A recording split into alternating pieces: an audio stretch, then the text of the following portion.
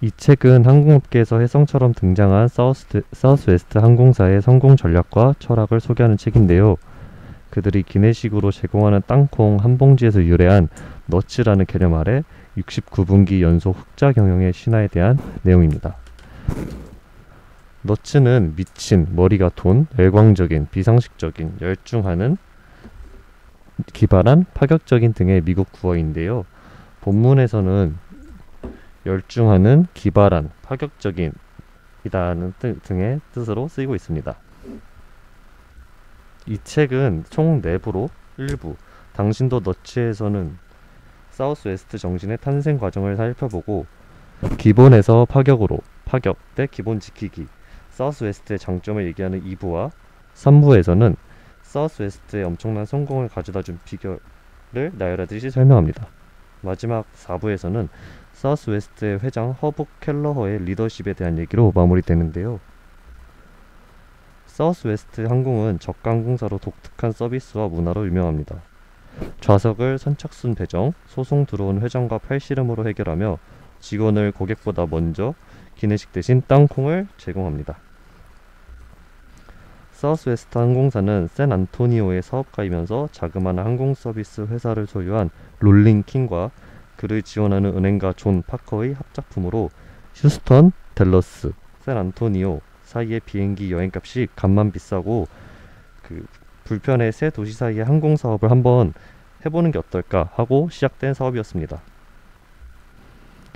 이 기업은 1991년 이래 평균 5% 순이익을 내는 중이며 1978년 항공업계가 탈규제화되어 완전 경쟁 체제로 돌면서 120개 항공사가 도산하였음에도 불구하고 5년 동안 승객 수송량이 129% 증가, 같은 해 최저 9에서 36% 정도 증가하며 수익성과 꾸준한 성장률을 보여주고 있습니다.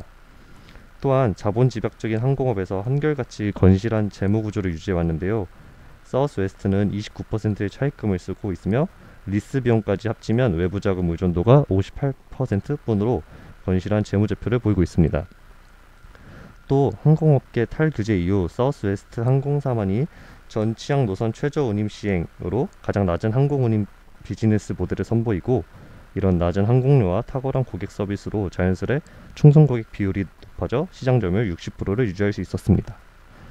이런 사우스웨스트 항공사의 성공 비결은 사실 비결이랄 것도 없었습니다. 사우스웨스트는 간단, 우아, 명료한 것에 확고한 원칙을 갖고 뚜렷한 목적의식을 향해 나갔는데요. 바로 시장 점유율이 아닌 수익률을 문제로 얘기하는 회사, 직원이 최고인 회사, 어려워도 이겨내고 항상 새로움을 추구하는 회사였습니다. 그들은 저가 항공기를 이용할 수 있는 것인가 라는 본질을 지키기 위해 불필요한 관습을 다 철폐하였는데요. 성공의 절정을 달릴 때도 전보 제트기를 사들인다거나 국제선의 취향, 주요 항공사와 전면전을 벌이는 일은 없었으며, 회사는 시장 점유율을 높이기보다는 수익성에 집중하기 위해 틈새 시장을 철저하게 파악하고 박리담회의 저운임 정책을 고수하였습니다.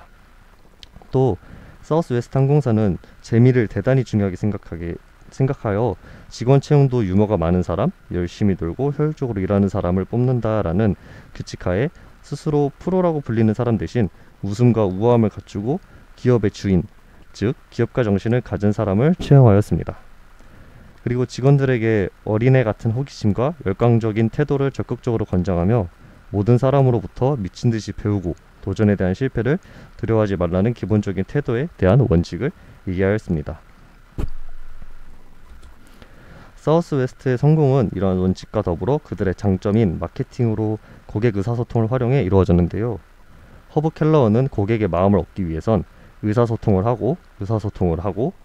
해야 한다며 말하고 일관성, 단순성, 반복성의 황금세 수레바퀴에 대해 강조하였습니다. 이로써 그들은 다음과 같은 원칙을 고객들에게 전달하였는데요. 광고로 손님을 재밌게 만들어라. 광고를 이용해 회사의 정신을 알려라. 광고의 메시지와 매체를 회사의 전략과 문화에 일치시켜라. 경쟁을 진지하게 생각하고 당신의 체면을 진지하게 생각하지 말아라. 비행기 여행을 재밌게 만들어라. 모든 직원을 살아있는 광고판으로 만들어라. 회사의 가치관을 널리 알려라. 약속은 적게, 실천은 크게. 창조성의 발휘는 팀플레이로. 모든 일의 신임을 구축하라 라고 하였습니다. 이러한 마케팅을 일반 항공사에서 요구했다면 많은 직원들이 퇴사했을 겁니다. 하지만 사우스웨스트는 그렇지 않았는데요. 가장 큰 이유는 직원의 마음과 심장을 사로잡은 허브 켈러의 훌륭한 리더십에서 볼 수 있습니다.